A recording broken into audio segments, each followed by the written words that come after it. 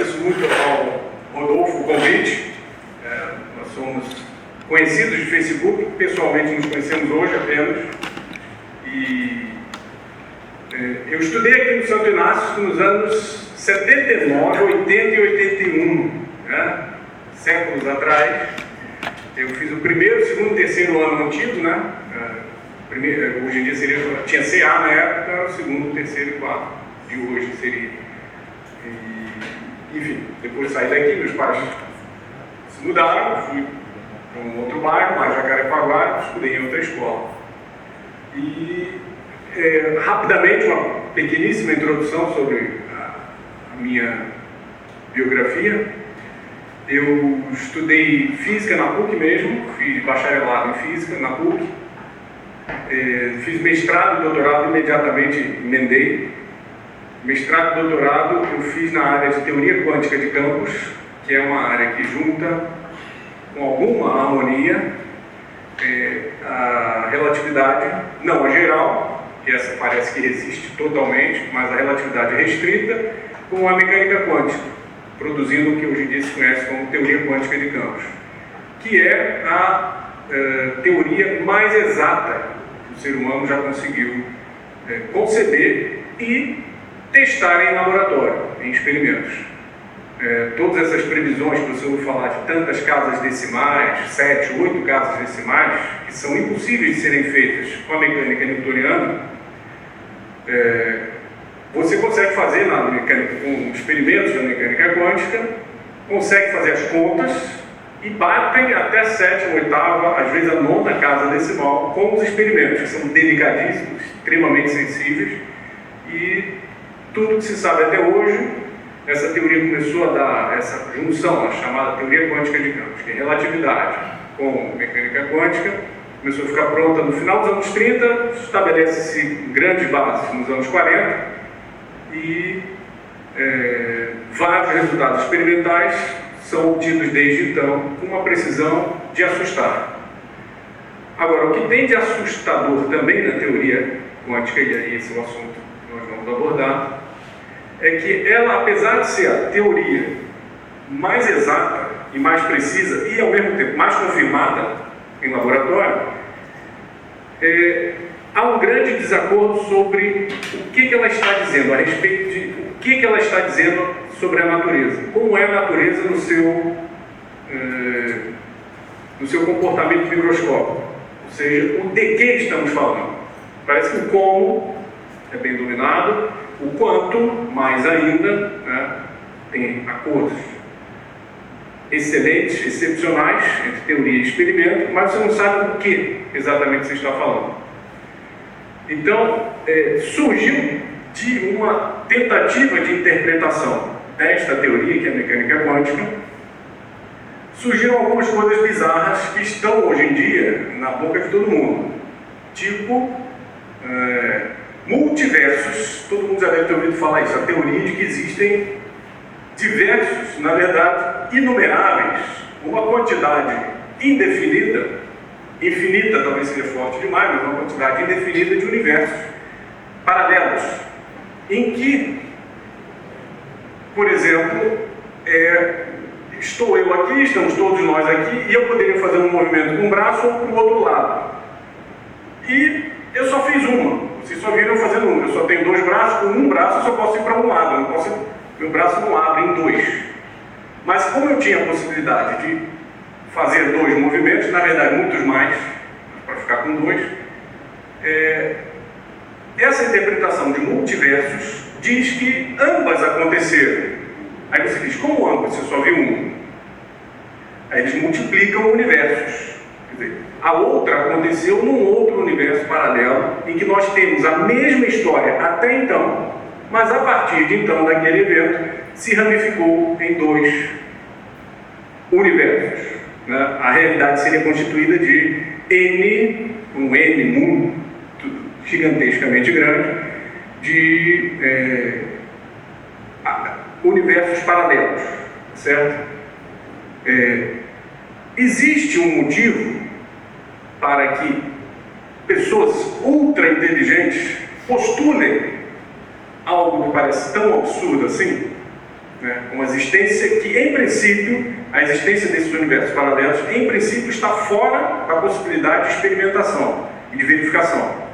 Então, por que alguém que está fazendo física, que é aquela ciência que supostamente você deve falar só a respeito daquilo que você consegue medir ou verificar, por que pessoas inteligentes que estão lidando justamente dentro dessa ciência lançam mão de uma ideia que parece tão contrária à sua própria história, a história da física, e no fundo tão absurda, independente de você ser físico ou não? É claro que você sabe que você tinha a possibilidade de fazer 1000 coisas diferentes, mas é que em cada momento você só faz uma, você só atualiza uma das várias possibilidades. As outras, o que aconteceu? Não aconteceram, né? Então existe um motivo para eles postularem essa existência de múltiplos universos? Existe. Só que é um motivo muito fraquinho, muito pequenininho. A minha ideia aqui vai ser expor, eu tinha sugerido um título informal para essa conversa, para essa palestra: Filosofia Antiga e Ciência Moderna, Física Moderna. Porque eu tenho estudado muito, depois que eu fiz meu mestrado, meu doutorado, eu sempre me incomodava e fazia perguntas de o que é isso, como é que funciona aquilo, por que as pessoas estão fazendo esse tipo de postulação, ou de ideia, de hipóteses. E muitas das perguntas que eu fazia, o próprio pessoal da ciência, da física lá, professores, nos próprios livros que eu lia, escritos por físicos, diziam: não, isso não são perguntas que nós vamos responder aqui na física. Se você quiser, você estuda filosofia. Bom, foi o que eu vou fazer, então vamos estudar filosofia. Estou estudando filosofia por conta própria já há uns 15, 16 anos, a esse respeito, tentando atacar este problema. Estou lendo tudo, é impossível, mas estou lendo muita coisa que sai a respeito da física, este problema em particular da interpretação da mecânica quântica, e tudo que de filosofia possa importar a isso.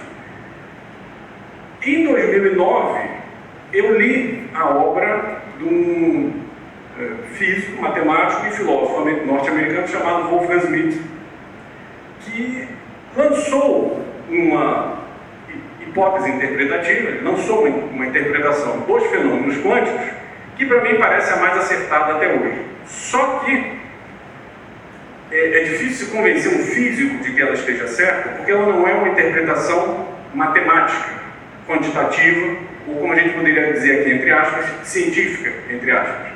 Ela é uma interpretação filosófica. E eu acho que grande parte do problema da interpretação de toda a ciência moderna, quando eu falo ciência moderna, eu estou me restringindo à física, eu não estou falando um pouquinho da biologia, no que toca aí, bem menos, um pouquinho da química, perdão, a biologia bem menos e outras ciências menos ainda. Mas, no que diz respeito à física em particular, grande parte dos defeitos de interpretação advém de uma má filosofia. As pessoas tomaram como certezas uma série de postulados ou de coisas que são tomadas como hipótese na entrada da modernidade e que entraram no nosso meio corrente, né?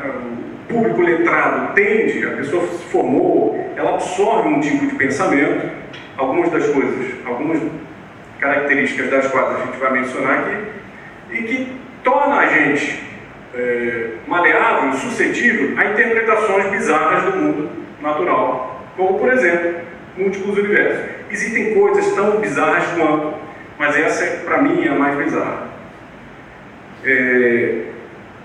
Só para dar um último detalhe antes de entrar no tema específico, sexta-feira passada fui convidado por um amigo norte-americano a visitar uma página de um professor de matemática da Universidade de Colômbia. E ele fazia uma resenha de um livro recém-lançado, que ele criticava muito.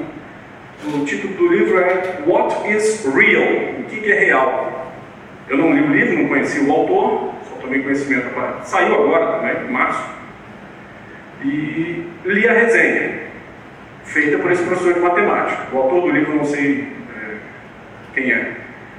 E este professor, neste blog, é um blog, site, não sei, eu vi que os comentadores que estavam entrando lá, eu vi pelo menos 4 gigantes. Falei, poxa, então esse é um sujeito que, esse autor do blog, esse professor de matemática, é um sujeito que congrega, as pessoas costumam visitar esse site dele. Então eu vi ali 2 baita físicos, um historiador da física, aliás, que eu sempre recomendei um livro dele sobre história da mecânica quântica, que é The Quantum Story, e um baita de um filósofo acadêmico dessa área de interpretação da física. Então eu vi eles discutindo ali, e eu vi, esses caras estão perdidos porque eles não sabem o que é matéria.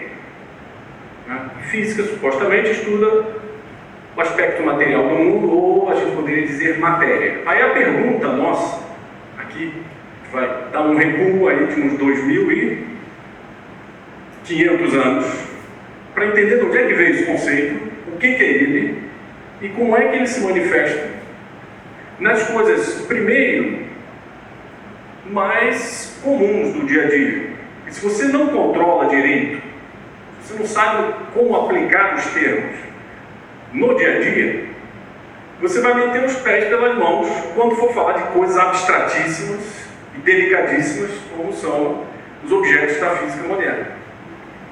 E eu acho que é uma falta deste entendimento que faz com que as pessoas altamente inteligentes, altamente treinadas num ponto específico, consigam ficar tão perdidas, arriscar interpretações tão bizarras. Tá? Mas existe um motivo para dizerem isso. Só que é um motivo muito pequenininho. No todo se perde totalmente. E eu acho que o Wolfgang Schmidt, num livro que é de 1995, eu traduzi em 2009, 2010, mas o livro já tinha 15 anos. Eu acho que ele mata a charada, eu acho. Eu cheguei a escrever para esse professor de matemática, esse autor do blog, falei, olha, vocês estão perdidos por causa disso, disso, disso. É uma das grandes tragédias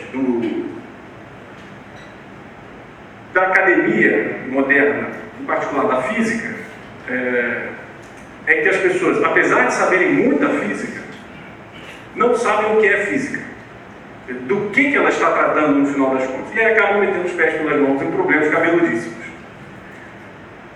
Então, minha ideia aqui vai ser traçar os conceitos da filosofia antiga que nós herdamos e que, querendo ou não, fazem parte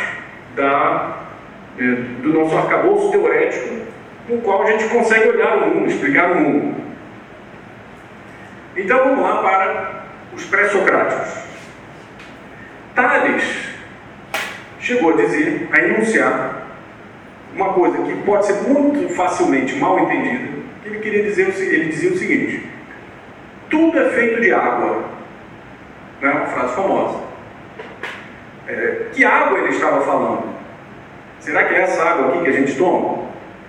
Bom, se ele está dizendo que tudo é feito de água, é um outro tipo de água, que faz inclusive esta água. A mesa é água de uma certa forma, essa água é água, nós somos água. Né? O nome talvez não seja muito bom, apesar de que ele dá boas razões para dizer que seja a água, é um elemento muito plástico, fluido e que pode tomar várias formas. Tá? Logo depois vem Anaxímenes e diz: não é água, é ar, que é um elemento menos material, mais etéreo e com a capacidade plástica muito maior e que pode começar a fazer a ponte com, por ser muito rarefeito, fazer a ponte com ideias e com o mundo imaterial da psique humana. É isso? Depois vem Heráclito, cada um por um bom motivo, muito bom motivo. Um diz que é água, o Anaxímenes diz que é o ar, e o Heráclito vai dizer que é o fogo. Né?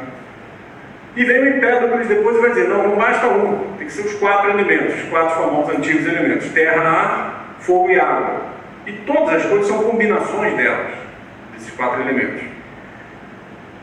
Eu vou saltar rapidamente Sócrates e Platão e vou para Aristóteles. O Aristóteles percebe que estes chamados pré-socráticos estavam buscando a resposta para uma pergunta, que é: de que são feitas as coisas? Se você destruísse todas as coisas, é razoável supor que existe um transfundo homogêneo e comum que permite com que uma coisa se transforme na outra. Porque um dos problemas mais cabeludos que existe da filosofia é você examinar, e desculpem aqui os filósofos entrar nessa seara, mas é você examinar o que é um movimento, o que é a mudança. Se você não pensar muito, você vai dar exemplos de mudança, mas eu não estou pedindo exemplos de mudança. Eu quero que você me dê um arcabouço teorético, um encadeamento conceitual, em termos dos quais você deveria escrever o que são quaisquer mudanças. Então, o crescimento de um ser vivo, uma mudança de lugar, mera transposição, o surgimento de um ser vivo, o desaparecer de um ser vivo, o desaparecer de alguma matéria, de alguma substância que você faça, por exemplo, tocar fogo em alguma coisa. A pergunta pelo que é a mudança sempre espantou todas as comunidades, todas as sociedades humanas, sempre fizeram uma pergunta assim. Esta pergunta tomou um caráter muito urgente na Grécia Antiga. Como é que é possível a mudança?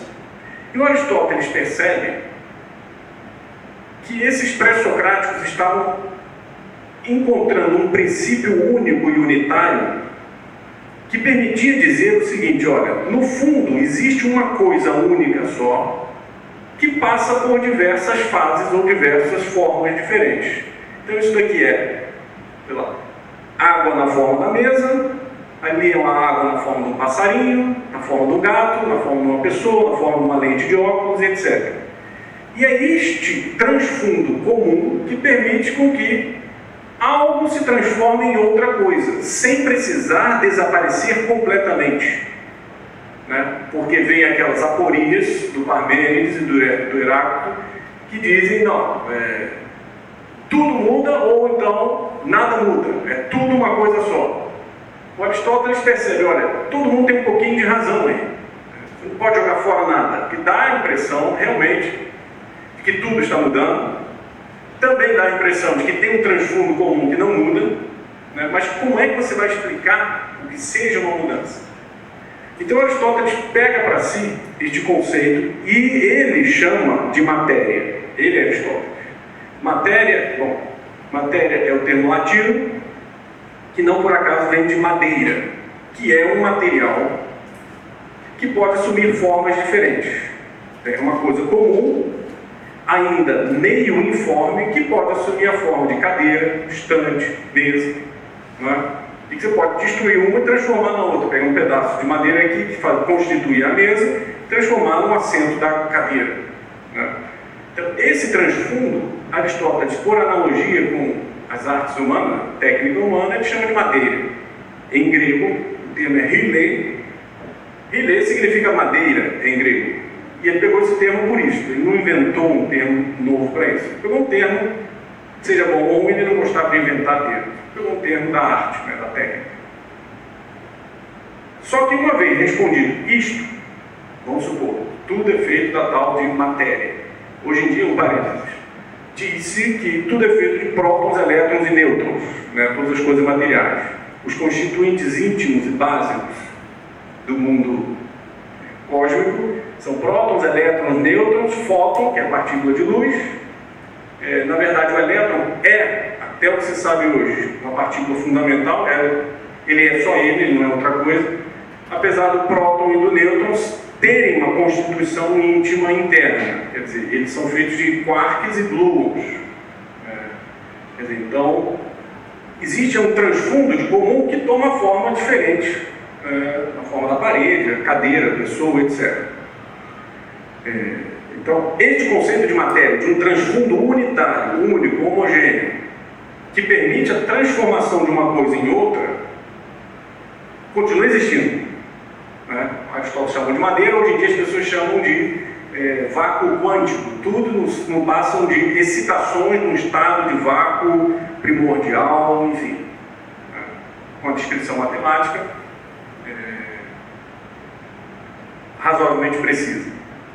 Mas Aristóteles percebe o seguinte: bom, isto é só metade da história. Porque agora que você explicou o que tem de comum em tudo, né, o que unifica tudo, que pode e que nos permite até dizer que vivemos no mesmo mundo, é esse aspecto material, mais básico, mais de transfundo único da natureza. Só que agora falta responder a pergunta, você fica com a pergunta contrária na mão. Se tudo no fundo é uma coisa só, por que elas são diferentes? Por que elas parecem ser diferentes? Aí novamente Aristóteles não inventa nada. Ele pega conceito descoberto por Sócrates e maravilhosamente trabalhado por Platão, que é o conceito das formas. Então, tudo bem, vamos concordar, tudo tem uma matéria única.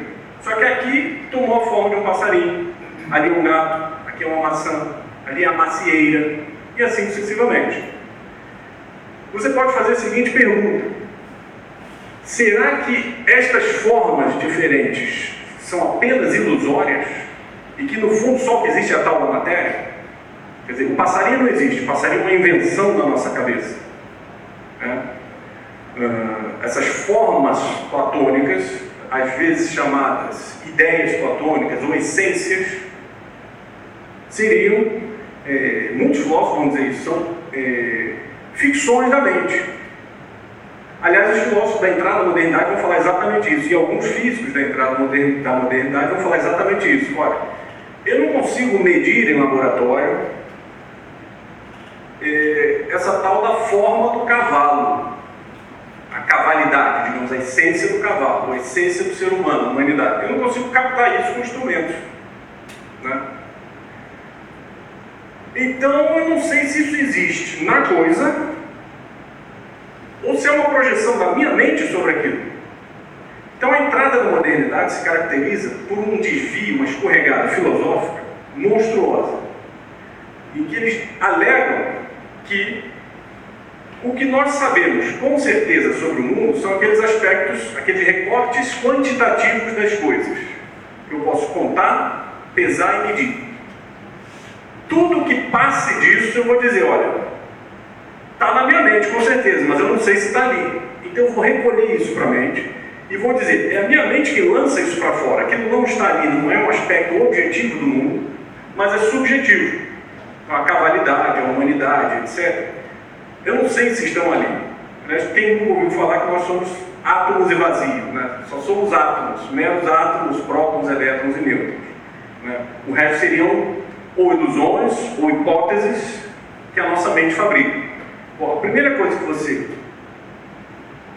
se tiver acordado, tiver um QI, digamos, acima de 10 ou 11, que você deveria perceber quando ouve alguém falar isso, é o seguinte: se um cara está dizendo que aquilo ali é só próton, elétron e nêutron, e que, por exemplo, quando, sei lá, a madeira você botou no fogo, essa tábua aí você botou no fogo, tá, aquilo era próton, elétron e nêutron, continua sendo próton, elétron e nêutron. Então não houve mudança.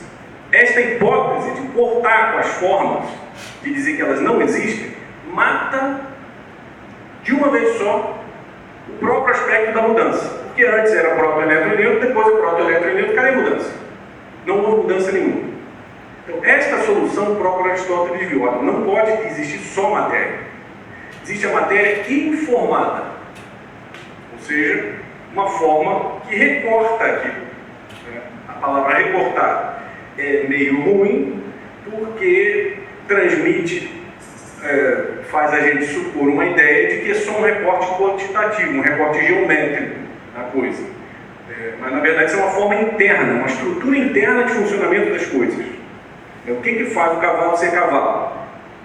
Parece que a resposta que eu vou dar leva um raciocínio circular. O que faz o cavalo ser cavalo é a forma da cavalidade. Mas se você disser que ela não existe, você tem um problema em abraçar essa hipótese. Mas se você disser que ela não existe, você tem outro problema. Quer dizer, então, não existe mudança. Aquilo é só próton, elétron e nêutron. Então Aristóteles compra tudo o que tinha vindo de antes e junta num sistema teorético e que diz o seguinte: tudo é feito, todos os entes materiais são compostos de dois coprincípios, princípios que atuam de modo imediato na mesma coisa: matéria-prima e forma substancial. Você nunca vai ver matéria andando por aí. Isso daqui não é matéria, isso é um copo. Isso daqui não é matéria, é uma mão. Matéria, nesse sentido aqui, filosófico, ela deveria ser usada um pouco mais como um adjetivo. As coisas são materiais. Isso não é matéria, são materiais. E, por definição, a forma, ou ideia, ou essência, é o princípio que é imaterial. Então, eu vou dar uma noção para vocês da aplicação desses conceitos de matéria e forma na análise. Bom, se esses conceitos são razoáveis, eles deveriam nos convencer, deveriam ser férteis na descrição, na explicação de muitas coisas do mundo comum, do mundo ordinário, do dia a dia. Depois a gente atacar a mecânica quântica, ou problemas mais cabeludos, falar do mundo comum, o mundo que a gente acorda, vê as coisas, vê o passarinho, vê o cavalo, vê, né, a parede de casa, vê a pedra, a montanha, etc. Então, eu vou partir de um princípio, que é que todo mundo tem uma noção clara, apesar de você talvez nunca tenha pensado nisso, de que existe uma gradação em 4 níveis de todos os seres materiais que a gente enxerga. Tem aqueles seres inanimados, que são mais brutos, mais materiais, que a gente poderia chamar aqui de reino mineral, certo? As coisas inertes, mais inertes. Acima disso tem os vegetais, acima disso os animais, acima ou ao lado. Depois a gente vai fazer uma hierarquia. Há uma hierarquia sim, mas então, minerais ou inanimados, os vegetais, animais e homem. Não existiu nenhuma cultura ao longo da história, nenhuma pessoa dotada já da posse da sua razão, que confundisse um desses 4 níveis. Por exemplo, quando você é picado por um mosquito e de repente pega uma febre amarela, a ninguém vai ocorrer processar o mosquito. Vou fazer um processo judicial contra o mosquito. Você pode até processar o prefeito que não passou lá o fumaceiro, mas o mosquito não. Não é isso? E você está sabendo, intuitivamente, que o mosquito não é capaz de fazer algumas coisas que o ser humano é capaz de fazer. Transformações, ações, operações, como eu vou chamar, que um ser faz e o outro não faz. E você nem espera que faça mesmo. O segundo e último exemplo, eu dei o exemplo de um animal, que é um mosquito. O segundo e último seria uma avalanche. Cai uma pedra no seu carro, também não vai processar a pedra, ou morro. Você pode até processar, ou, sei lá, acionar a defesa civil, mas não vai acionar a pedra judicialmente. Né? São exemplos muito claros em que a distância é muito grande. Então fica... O que eu quero dizer é que ninguém confunde esses 4 níveis.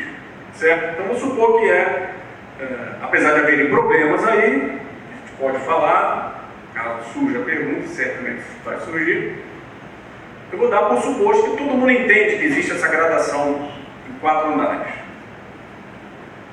Então eu vou fazer uma pergunta para vocês, enquanto eu abro um copo d'água e tomo.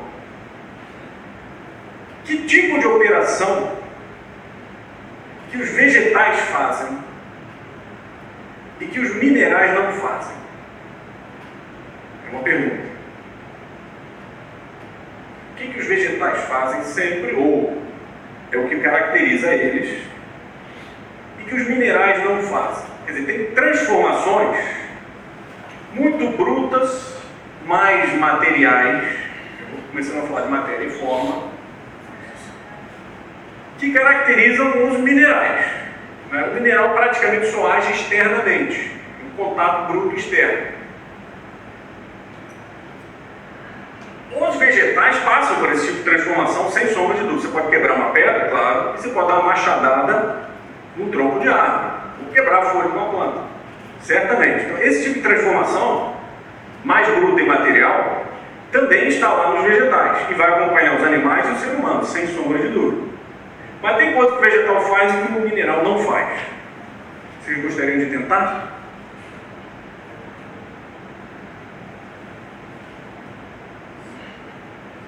Se movimenta por si mesmo. Se movimenta por si mesmo. Quem? As plantas? Isso. É reprodução e crescimento. Parte orgânica. Fotossíntese. Fotossíntese é uma explicação, digamos, apesar de correta, moderna. Eu estou dizendo, isso que eu vou falar não é invenção minha, é uma análise que em todas as culturas você vai encontrar algo parecido, rastros disso. Então a fotossíntese, sim, apesar de verdadeira, não é o que caracteriza necessariamente, isso é um detalhe. Nutrição, crescimento. Nutrição, crescimento, o que mais? Reprodução. Reprodução. Se ele passasse algum tempo aqui, a gente ia acabar concordando que nutrição, apesar de reprodução também, mas nutrição é o mais básico de tudo.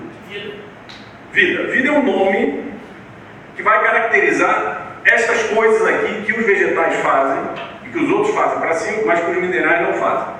É um nome bom, mas não é uma operação nesse sentido.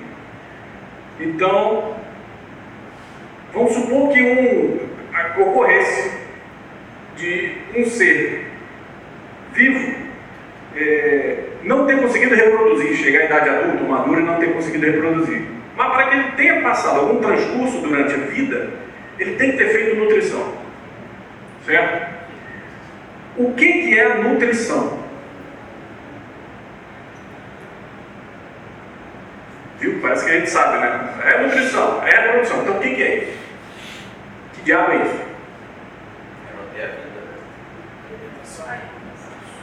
Alimentação, manter a vida, isso é, digamos, um objetivo da coisa. O que é o processo da nutrição? Renovar a matéria que existe nesse. Renovar a matéria. Olha, caramba! O que é isso?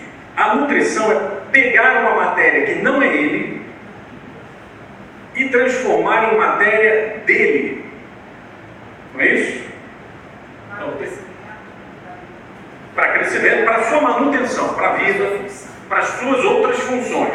Mas a básica é a transformação de matéria que não é dele, substâncias que não fazem parte dele, são os sais minerais, sei lá, a água, eventualmente a luz, né, no caso da fotossíntese, é a transformação de coisa que não é ele em matéria de si mesmo.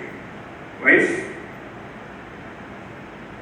Então tá aí, nós estamos explicando o que é nutrição e o que os vegetais fazem, que os inanimados não fazem em termos de matéria e forma. Para a manutenção da sua forma enquanto tal, enquanto planta, ele só consegue manter a sua forma de planta se ele absorver matéria que não é dele e transformar em matéria dele. É o processo de digestão. Você come uma maçã, tem algo na maçã que sumiu, mas tem algo que fica. E é nisso que você está interessado, né? É isso que vai virar matéria para você. Não é isso que vai constituir, sei lá. Hoje em dia tem todas as explicações, proteína, carboidrato, não sei o quê. Independente dessas explicações corretíssimas e muito detalhadas, sempre todo mundo percebeu que a nutrição é isso. Você adquirir matéria que não é sua e transformar em matéria que é sua, do seu próprio ser, né? Para a manutenção da sua forma. E a outra operação é a da reprodução. O que é reprodução? Em termos de matéria e forma. O senhor deu uma... O que seria reprodução? Dividir. Dividir. Dividir. Seria transformar a matéria que é você Em outra matéria que pessoa. não é você. Divisão de matéria. É a transmissão material de algo da sua forma, né? Algo da forma dos pais é transmitida materialmente ali, espermatozoide, óvulo, no caso dos animais, dos vegetais, nem me lembro mais quais são os nomes, mas é algo assim, não é isso? É a transmissão material da forma, certo? Muito bem. O que os animais conseguem fazer, passando para o terceiro nível, que os vegetais não conseguem, mas que todo mundo mundo sabe que tem diferença entre animal e vegetal. Tanto que todo mundo fala isso e ninguém se engana, né? Existe o animal e existe o vegetal. Você afirmar com essa certeza assim, deve ter alguma coisa que caracteriza o animal que o vegetal não consegue fazer, apesar de ser verdade que o animal também passa por reprodução, nutrição e todos aqueles choques mais brutos e materiais, sem sombra de dúvida. Os seres das escalas de cima fazem tudo que os das escalas de baixo fazem e mais algo. Então, o que os animais são capazes de fazer que os vegetais não fazem?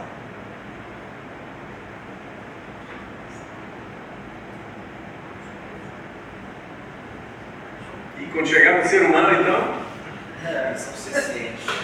Opa, caramba, matou.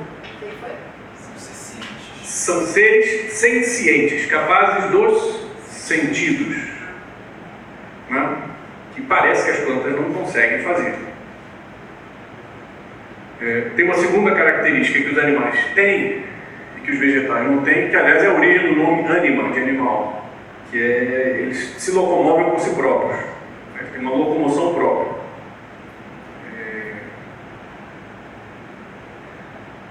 Radicado na sua própria forma. Quer dizer, ele se move por si mesmo. Uma planta pode se mover numa avalanche, ou eventualmente um pouquinho, tem algum movimento, um vento que passa, uma coisa assim, mas o movimento pelos quais as plantas e os minerais passam tem muito pouco a ver com a sua própria forma, tem mais a ver com empurrões externos, nesse sentido mais materiais. Então, o que caracteriza os animais é o movimento, digamos, autônomo e a senciência principalmente. Quer dizer, a capacidade dos sentidos. Que a gente saiba, as plantas não fazem isso. Então, o que é sentir ou perceber algo?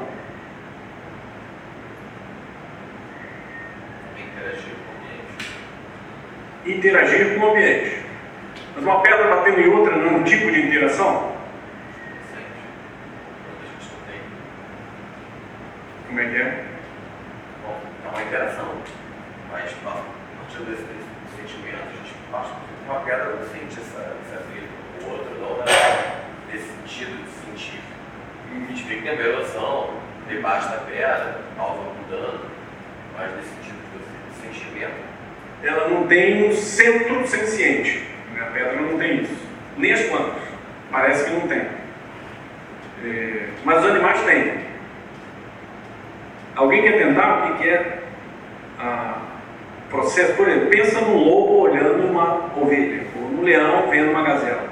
E apreende outras formas. Mas você sabe isso, você estudou isso. É a apreensão que ainda não é material, porque não é nutrição, mas é a apreensão da forma de alguma coisa. O lobo viu na ovelha, apreendeu a forma de ovelha, sem ter apreendido ainda a sua matéria. Na verdade, o que ele quer é aprender a matéria da ovelha, porque ele quer encher a barriga, né? Está com fome. Mas já é um tipo de apreensão isso aí. É a apreensão da forma sem a apreensão da matéria. Certo? É um jeito de descrever isto aí, este processo, essa operação, em termos de matéria e forma. Só que esta é uma apreensão que é muito fácil da gente confundir com a próxima que a gente vai falar, que é a diferença entre o ser humano e os animais. Então vamos deixar entre parênteses essa apreensão da senciência para precisar de mais explicações quando a gente confrontar agora com o que vem pela frente. O que o ser humano faz que os animais não fazem? Nem os mais inteligentes, sei lá, dizem que é o golfinho, o chimpanzé, não sei o que, o cachorro, sei lá, pega os animais mais sagazes aí. Discutem sobre essas coisas aqui. Por exemplo, você não vai ver um congresso ou uma palestra de tartarugas, né? Um crocodilo, um congresso de crocodilos, né? Mas isso aí está radicado em alguma coisa. Esse mundo inteiro da cultura está radicado numa coisa. Que coisa é essa que o ser humano faz e que os animais não fazem? Capacidade de conceitualizar. Capacidade de conceitualizar, está em um bom nome. E o que é isso? Não é abstrair a forma. O que é certo, o que é errado, Opa, o que boas, é falso, verdadeiro. verdadeiro, errado. Estabelecer Isso o não que é é falso racionalidade, verdadeiro. não. Isso não é racionalidade. É um nome, razão no nome para isso. Tem um nome melhor, mas. E o que consiste isso? Isso daí são nomes, é verdade. Mas no que consiste esse ato? A conceitualização. Em termos de matéria e forma. Se você conseguir captar isso aí. Abstrair a forma, no caso. Abstrair a forma.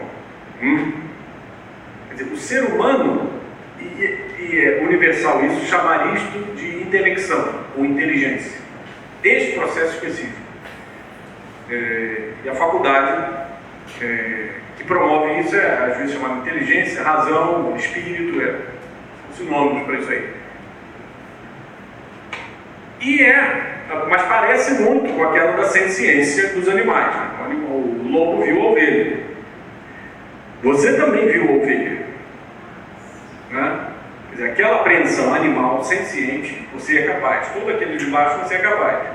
Você é capaz dessa outra coisa que eles não são. E que nos permite estar aqui discutindo essas coisas. Né? Que é a captação.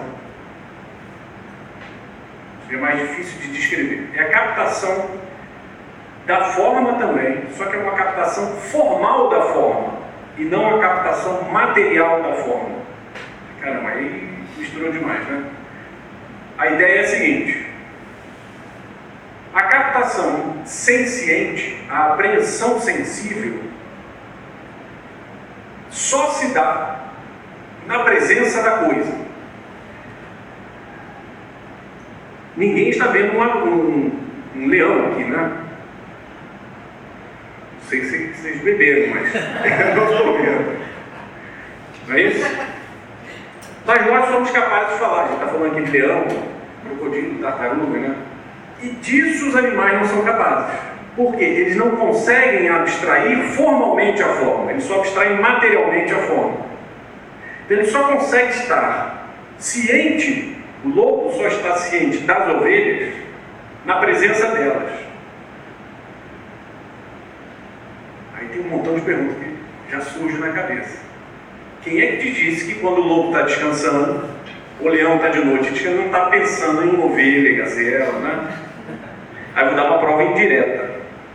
Eu acho que é convincente e cabal, mas é indireta. Eu não sou um lobo para poder dizer, fazer a experiência e dizer, não dava mesmo.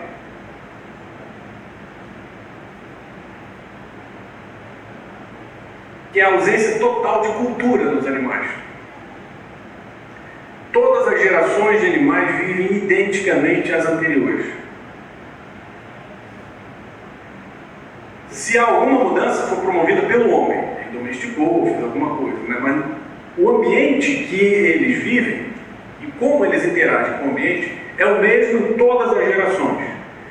O ser humano, por esta capacidade de falar das coisas na sua ausência material, a captação formal dessas coisas, na ausência material de todos esses animais que a gente falou, plantas e etc., nós somos capazes de falar delas, o que nos faz construir símbolos, seja símbolos sonoros, olha aí, árvore, né?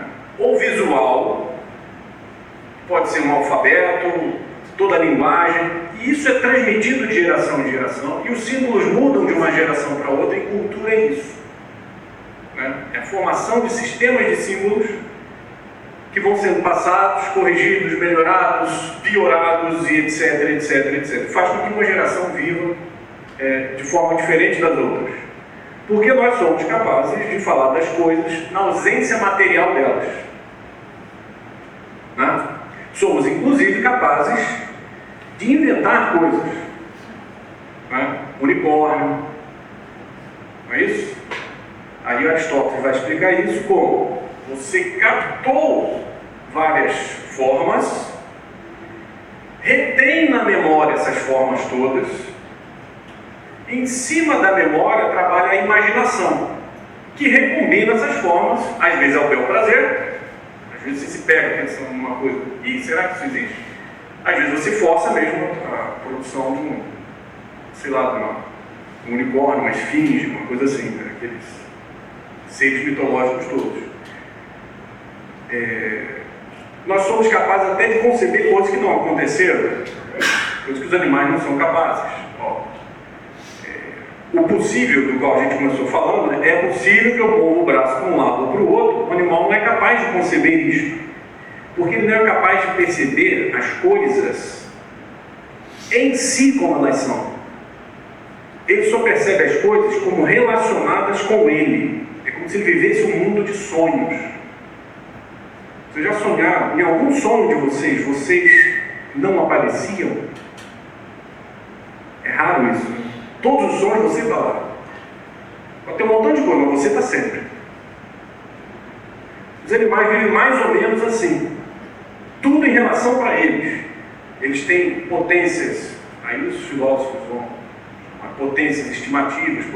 Ele sente ameaça, ele sente desejo pelas coisas, sente isso tudo. Ele foge do ser humano armado, ele vai em cima da gazela, faz um montão de coisa. E não sente nem atração nem repulsão por um arbusto, uma árvore, um leão, no caso. Ele é capaz disso, mas só na presença material das coisas. Você nunca vai ver o leão chegando de noite, todo mundo de barriga cheia, e dando uma aula de como é que foi a caçada hoje, como é que a gente pode melhorar amanhã. Ele não abstraiu essa forma. Né? Ele não é capaz disso. Se fosse capaz, a gente teria visto registros de sinais, marcas, alfabetos, linguagem, etc. Repara que eles têm um pouquinho de linguagem, alguns animais têm. É impressionante, a vida animal, eu gosto muito de assistir esses programas. Tem uma espécie aí de macaco que vive na copa das árvores, e eles têm um sinal, tem sempre um de vigia, o resto está ali, sei lá, fazendo suas coisas, tem alguns de vigia. Ele tem um silvado, um apito, que todo mundo olha para baixo. Quer dizer, todo mundo compartilha daquele sistema de símbolos e olha para baixo. É um perigo, sei lá, uma onça para subir na árvore. E tem um outro tipo de apito, um outro tipo de silvado, que todo mundo olha para cima. Quer dizer, é uma águia, um perigo que está vindo de cima. Eles têm esse sistema de símbolos. O que eles não são capazes é de conceber o que seja um símbolo. E sair produzindo um montão de símbolos para ele. Não tem a consciência de que qualquer coisa pode ser símbolo de qualquer outra coisa. A água podia representar a tal da matéria-prima, a água, o ar, etc. Então, esta capacidade os animais não têm. Não é isso? É claro que isso aí não resolve tudo, esse negócio de matéria e forma, essa escalaridade em 4 seres. A ciência moderna tem descoberto zilhões de seres que você não consegue decidir o que são, se está vivo, se não está vivo. O vírus, por exemplo, sempre há uma discussão se o troço é vivo ou não é vivo, é mineral ou vegetal.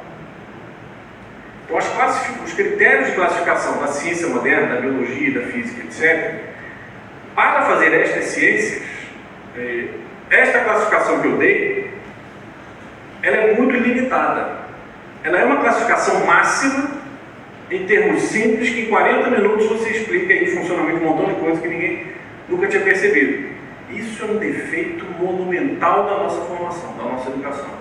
Eu acho um absurdo um cara ter chegado aos 40 anos de idade, ter que ter lido isso em livro e não ter ouvido isso em escola. Esse tipo de informação poderia ser uma falha gravíssima do nosso sistema educacional. As pessoas não sabem isso. Que é um troço assim. 40 minutos você faz um montão de coisa de forma apropriada, com diferenças máximas, né? Só que não resolve tudo. Você vai encontrar seres, você sempre vai ter dúvida. Então você vai precisar de outros critérios, tipo quantitativos, né? Vai começar a classificar se tem pena ou se não tem, se põe ovo ou não põe ovo, que são necessários para a ciência moderna, né? Para você desenvolver, classificar, mas não são critérios tão inteligíveis assim. Eu acredito que essa diferenciação de 4 andares que eu dei, partindo dos conceitos de matéria e forma, ela é maximamente inteligível, apesar de não resolver tudo. Para resolver tudo, você precisa recorrer a detalhes que são pouco inteligíveis. Por que um cara resolveu distinguir uma espécie de partícula elementar de outra a partir de carga, ou de spin, ou de polarização? É pouquíssimo inteligível isso, né? Não tem nada assim que te apele muito à inteligência. Mas o cara viu que não tem outra saída. Se você quer distinguir mesmo uma coisinha da outra, esse critério aí, pouco inteligível, é necessário por outro lado. Então, para terminar e abrir a pergunta, se alguém quiser fazer pergunta, voltando aí ao caso da mecânica quântica, o que é que faz as pessoas, como eu tinha dito, autocientistas, caras gabaritadíssimos, mesmo não gostando, aliás, eu acho que eu não comentei isso, naquele blog daquele professor de matemática lá da Colômbia, que eu visitei outro dia, que eu vi 4 sumidades do assunto, 2 da física, um da história da física e um da filosofia da física, caras que eu leio muito, ficaram totalmente perdidos nisso aí, detestando o negócio de multiversos, mas assim, caramba, a gente tem que matar esse negócio, mas não consegue. Aí eu escrevi para o cara do blog, evidentemente ele não publicou, porque não tem equação. Isso que eu acabei de falar, não tem equação. Mais ou menos em uma página, eu digitei isso daí. Vocês não estão vendo isso. Matéria e forma. Isso está faltando para vocês. E os caras, como não tem essas ferramentas, eles querem atacar com outras ferramentas um problema que não está ali. Não é solúvel matematicamente esta pergunta. Então a pergunta que tem na mecânica quântica é que o tal do objeto que é descrito nas equações, a variável, digamos, a incógnita das equações da mecânica quântica, da famosa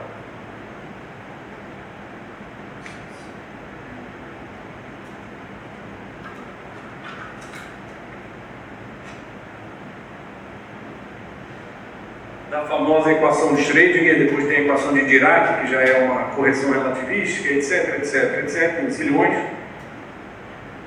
A incógnita dessas equações é um objeto matemático, claro, a equação é matemática, o objeto é matemático, chamado função de onda.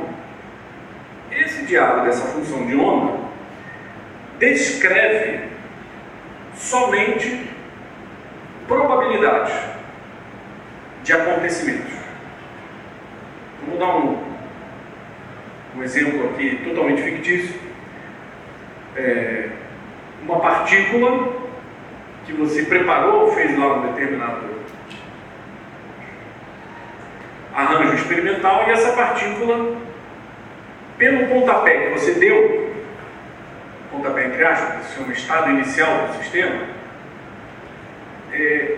ela tem 2 possibilidades apenas, vamos supor. Ir para a direita ou ir para a esquerda. Possibilidades essas que você consegue rastrear com a tal da equação miraculosa do Schrödinger. Ela mapeia isso. Dado um pontapé inicial, você põe na equação e ela te dá como resposta, como saída, A e B, direita e esquerda. E ela dá mais um pouco ainda. Ela dá as relativas probabilidades, tipo 70-30. Como é que você interpreta isso? Se você fizer zilhões de experimentos iguaizinhos, pontapés iniciais iguaizinhos, vamos dizer 1 milhão de experimentos, 700 mil vai dar para um, 300 mil para o outro, com pequenas flutuações que também são computáveis pela própria teoria. Desvio padrão, etc. Você calcula aquilo, é um troço fantástico, um troço assim do outro mundo. Só que ela não passa disso. Se você, em vez de fazer com 1 milhão, tiver uma distribuição estatística, você faz com uma. Como é que você interpreta aquele diabo que está te dizendo que tem 0,7 de ir para um lado e 0,3 de ir para o outro? Ela não vai se dividir. Quando você faz um experimento, ou é um ou é outro. Mas o seu objeto que descreve antes da medida, ele descreve uma superposição de estados. 0,7A mais 0,3B. É só isso que ela informa. Quanto é que vai dar para onde vai um determinado experimento? Resposta: você tem que fazer o experimento. Só te permite possibilidades com as relativas probabilidades. O que já é muito. Está lidando com um troço que nem enxerga, consegue rastrear tanto assim. Mas a pergunta dos caras sempre foi assim, desde que a teoria ficou pronta, 1926, 27. Em 26, o Schrödinger vem com a sua equação. Ele achou que estava fazendo, quer dizer, o método de descoberta dele supunha, como é uma equação de onda, o método de descoberta dele, ele supôs que era uma onda material, de coisa que se movia, como se fosse um colchão, um transfundo, uma matéria que se movia. Mas 6 ou 7 semanas depois, o Max Born vai provar que essa interpretação dele é falsa. Não tem uma matéria que esteja se espalhando aí. O máximo que nós vamos saber é probabilidade. Aí ficou a famosa interpretação probabilista da mecânica quântica. De 1926 para cá, ninguém conseguiu derrubar isso. Pior, só vem mais motivo em cima de motivo para mostrar que o troço é probabilístico, assim, até a última raiz. De lá para cá vem assim, uma enxurrada de teoremas que vão cada vez apertando, mas todo mundo detestando esse negócio probabilístico. Não, quero um negócio determinista. A natureza da física clássica era um troço determinista. Dá a bolinha, dá o estado inicial, com certeza eu sei para onde é que vai. Isso aí não acontece com os objetos no microscópio. Bom, eu vou parar por aqui, porque dependendo do tipo de pergunta, se houver pergunta, a gente pode ir para um lado, para o outro. Vou falar coisa da minha cabeça. Prefiro deixar o sabor das perguntas, com curiosidade de vocês. Obrigado pela atenção.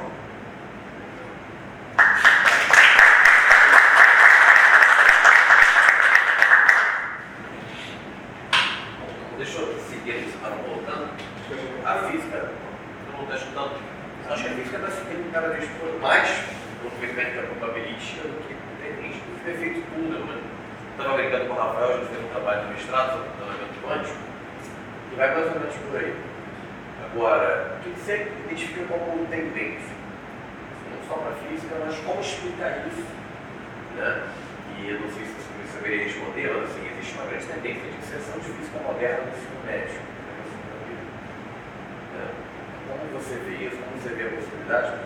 Qual a possibilidade de introduzir no ensino médio isso? Não, sim. A sua primeira pergunta era qual mesmo? Primeiro, quero que você identifique para a gente essa tendência da uma mecânica cada vez mais probabilística. Isso é um fato consolidado.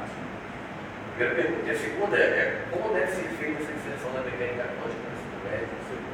Eu acho que é uma tendência, não tem mais como voltar atrás. Só que a gente, enquanto escola, tem N problemas. Falta de carga horária, a gente tem que ter uma mecânica clássica, porque tem uma demanda do vestibular, Enem, todas as questões de admissão de concurso vestibular. A gente já nota que os vestibulares de São Paulo já pedem, né, física moderna, seus conteúdos programáticos. E essa visão mais acadêmica do nível superior, como é que deveria ser inserção, como é que isso deveria ser feito, poderia ser feito.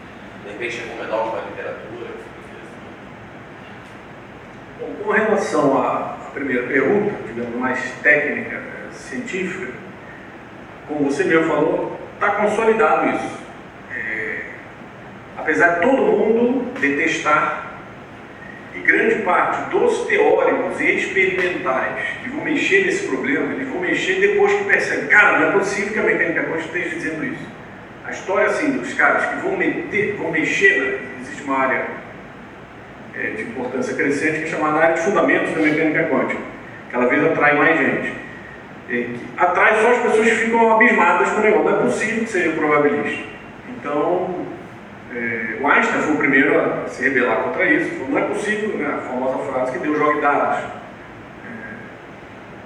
E depois do Einstein vem o Schrödinger também, que é um dos formuladores da teoria. Ele tem dito depois, numa conversa com Niels Bohr, em Copenhague, o Schrödinger ficou doente de tanto ouvir o Niels Bohr convencendo ele, fica doente, literalmente, fica na cama, no quarto dele, e vem a esposa do Niels Bohr servir cafezinho e fala, ô Niels, cai fora aí, deixa o cara se recuperar. Aí o Niels Bohr sentava na beira da cama e falou, mas tem mais uma coisa aqui. Era assim, está escrito nas biografias. E o Schrödinger chega e diz assim, puxa, se eu soubesse que ia dar nisso, que isso ia dar naquilo, eu não tinha nem entrado nessa história. Ele aqui, como eu disse, ele achou que estava fazendo uma coisa, mas estava fazendo outra. Assim, semanas depois provam que é outra. Um outro problema, análise de outro experimento, que é o espalhamento de radiação no átomo, Max Born mostrou, não, troço probabilístico. Então tem uma matéria por baixo que dê substrato para a onda, para a tal da onda da sua equação. Então de lá para cá é uma enormidade, um conjunto de cabeças sensacionais que entram. O famoso John Stuart Bell, nos anos 60, era um cara completamente desconhecido, ele mexe nisso daí e encontra um teorema que procura distinguir algo que não parecia distinguível matematicamente até então. De 1927 até 62, o pessoal ficava olhando essa discussão aí, parecia uma mera questão de gosto. Ainda podia ser uma mera questão de gosto entre o seguinte: será que a natureza é determinista, porém nós nunca vamos saber? O nosso acesso epistemológico vai ser sempre falho? Ou será que ontologicamente a coisa não está determinada? Parecia até então uma questão de gosto, apesar de todo mundo ter um feeling de que era essa segunda. Matematicamente isso não estava discriminado. O Bell encontra um teorema e nos anos 70, 80, 90, 2000, 2010 o pessoal vai para o laboratório. Desde os anos 80 é considerado cabal já a resposta de um grupo lá na França, do Alain Aspect, que mostra, não, o troço é indeterminado mesmo. A coisa se perfaz no ato da medição. Isso significa o seguinte: aqueles 70 e 30, A ou B, você não tem o direito de dizer, isso é com minhas palavras, se deu A, se o seu detetor estava aqui, tinha um outro ali, fez uma partícula aqui, deu um pontapé. Esse transfundo intermediário é mapeado pela equação. A equação não diz qual dos dois vai acontecer, só descreve relativas probabilidades. Aí deu uma.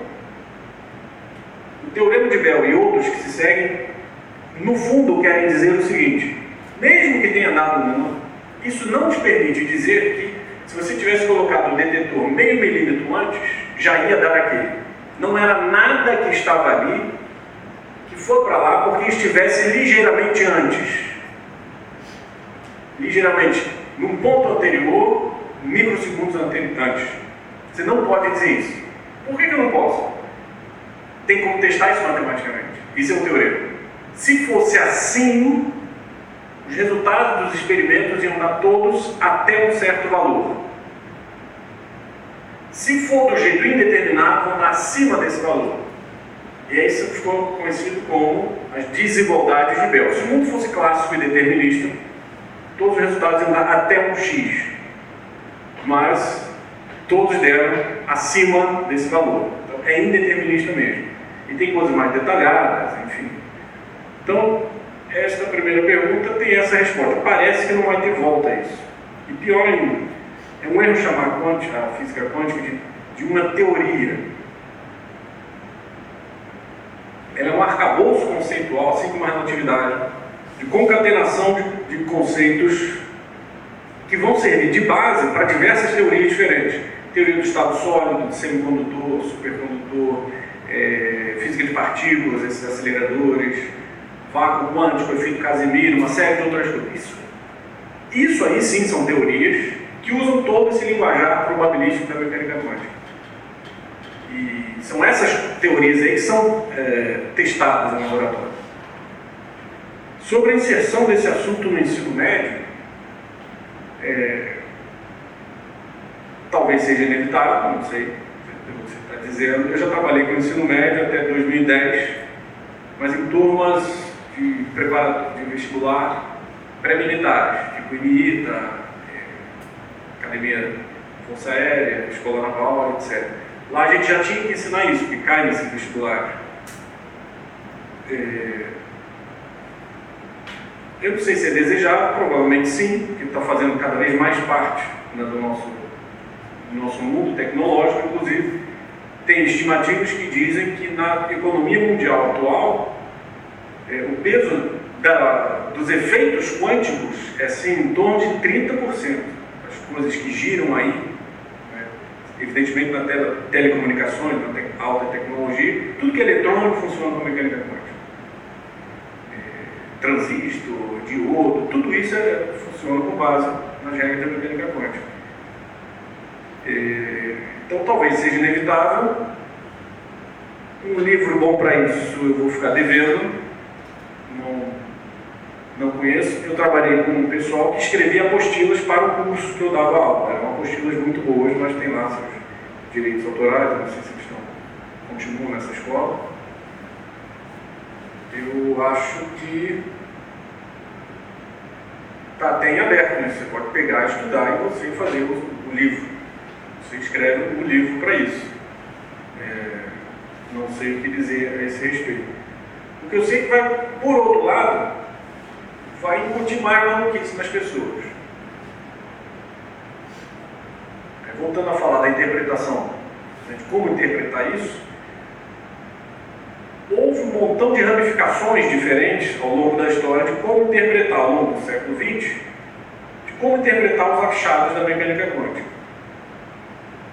Uma, que já está praticamente abolida, era a das famosas variáveis ocultas, que foi postulada pelo David Bohm nos anos 50. Ele esteve até aqui na USP, nessa época, ele escreveu um livro aqui.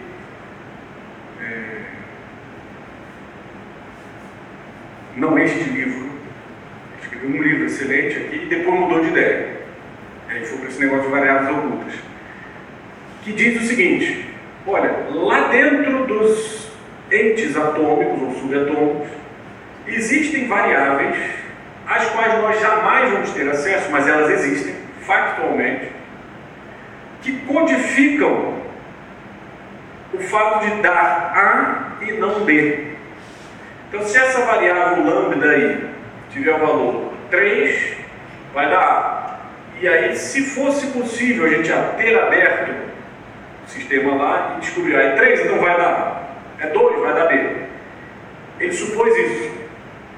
Hoje em dia ninguém mais acredita nisso. Já caiu, variáveis ocultas. Apesar de ter muita gente que ainda trabalha com isso, mas o físico mesmo, experimental, físico teórico, o cara que vai lidar lá com o equipamento, com a realidade concreta, ele acha até esse assunto desalentador. Ele fala, não, o negócio é probabilista e dane-se. Não, mas o pessoal que não diz dane-se, o pessoal está abismado com isso aí. O cara quer entender a natureza. Você quer usar, o cara quer entender. Outro segundo caminho de interpretação, que é bem bizarro também, é de que a consciência que causa o colapso. É o seu conhecimento, é o fato de alguém ter visto que causa o famoso colapso da função de onda. Digamos, o abrir a caixa. Antes de abrir a caixa não tinha nada, e quando você abre, por causa da sua tomada de consciência, é que o fenômeno se perfaz materialmente. Tem um motivo para você dizer qualquer dessas coisas. Os motivos são razoáveis se você entrar lá e estudar cada ramo. O motivo para isso é o seguinte: já que não há nenhum modo de materialmente rastrear o comportamento das partículas, o colapso da coisa não pode ser material, então tem que ser imaterial, é o fato de que alguém conheceu. Que alguém abriu o olho lá e opa. E aí também se ramifica em um montão de maluquice. Mas ó, Eugen Wigner foi um propositor disso daí, outros, Wigner é prêmio Nobel, Michael um físico, outros também compraram essa ideia. É tudo gênio aí falando, é uma conversa de gênio. Acho que os caras estão com o olho vendado, mas são geniais. E por último tem essa interpretação que está ficando cada vez mais em voga dos multiversos. Todas as coisas acontecem, só que um em cada universo. Em princípio, impossível de... aqui você pediu os outros. Diga. Tem a ver com o que está perguntando, em algum sentido, porque você falou, como é que você vai dar isso no ensino médio?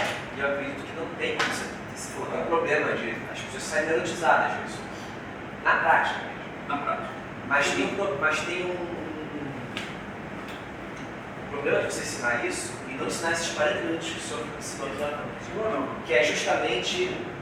E aí tem uma chave de leitura para isso tudo, que eu acredito que seja o princípio de uma contradição. Quando você. E aí ele tem a ver com essa questão do experimento. O experimento ele sempre dá ou um ou outro, né?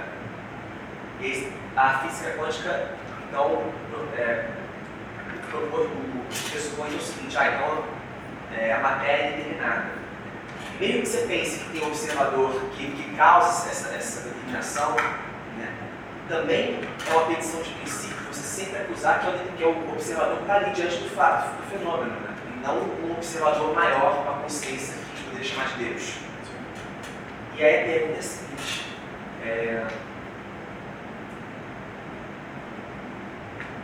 sabendo que o princípio de contradição, estou lendo o livro do Carlos Casanova. É o senhor que traduziu? Foi eu que traduzi.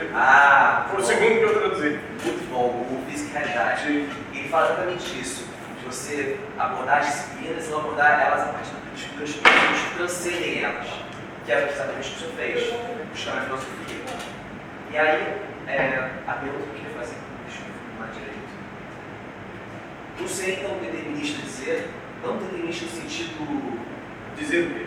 Dizer o seguinte: olha, de uma maneira ou de outra, a gente está falando de um universo circunscrito das possibilidades que não podem fugir do princípio de contradição. Ou seja, o princípio de contradição, ele dá um arcabouço de realidade para a gente poder pensar a partir de um ponto arquimédico, ou seja, de algo concreto. Por mais que você possa ter uma determinação do fenômeno na experiência, o fato é que o princípio de contradição, ele continua sendo o nosso porto seguro.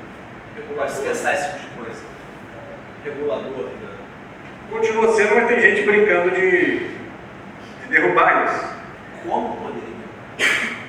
Eu concordo que é impossível, mas isso já vinha antes da descoberta da mecânica quântica. O pessoal vai inventar quantum logics, lógicas quânticas, são lógicas difusas, né? E tem sua razão de ser, é o do, em vez de sim ou não, é o talvez. E não é ao mesmo tempo, é mais uma dialética do que uma lógica. Aí eu comento o livro do Marco Ferreira dos Santos, Lógica e Dialética. A dialética não contradiz a lógica, ela abarca a lógica de cima. Ela não nega o princípio de não contradição. Ela abraça e vê aspectos contraditórios no próprio seio da realidade, os quais existem também. Não são contraditórios no sentido lógico, mas existem potências para coisas diferentes no mesmo objeto, digamos assim. Mas já existe uma moda antes da matemática dos lógicos, no início do século XX, que vem com lógicas não aristotélicas. Essa lógica, a lógica normal é aristotélica, é o primeiro formulador da regra, pelo menos aqui no Ocidente. E tem na civilização hindu, nos budistas, cara, tem isso tudo, coincide. Agora, um pequeno comentário sobre essas lógicas chamadas paraconsistentes ou lógicas de diversos tipos, é que, no fundo, elas todas estão apelando para a lógica normal. Porque se você diz que algo é e não é, seria o mais absurdo de todos, é e não é tal coisa. você daqui a pouco vai usar este princípio no mesmo sentido que usou antes. Então, aquela frase, mesmo que logicamente você esteja considerando, aquela frase você está usando no mesmo sentido que ela tinha. Você enuncia essa frase com o sentido já de que ela é alguma coisa. Com o sentido de que ela é alguma coisa, você vai manter o seu significado ao longo de toda a sua dedução. Claro, não tem outro jeito. Então, todas as lógicas não comuns, elas no fundo estão ficadas na lógica comum. Não podem negá-la. Concordo perfeitamente com isso. E aí tem esse comentário também que eu acho, você ensinar um montão de coisa sem um arcabouço razoável, que são esses 40 minutos, vai deixar todo mundo maluco. Porque vão sair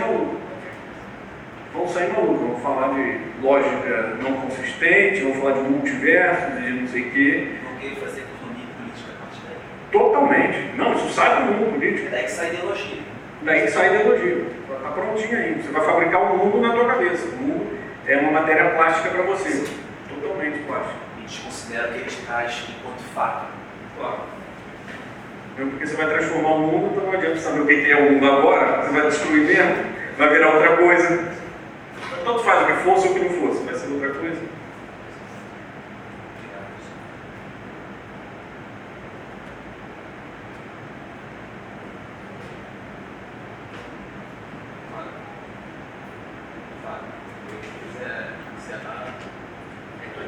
Gostaria de agradecer em nome da escola, em nome da equipe de filosofia, psicologia e física, professor.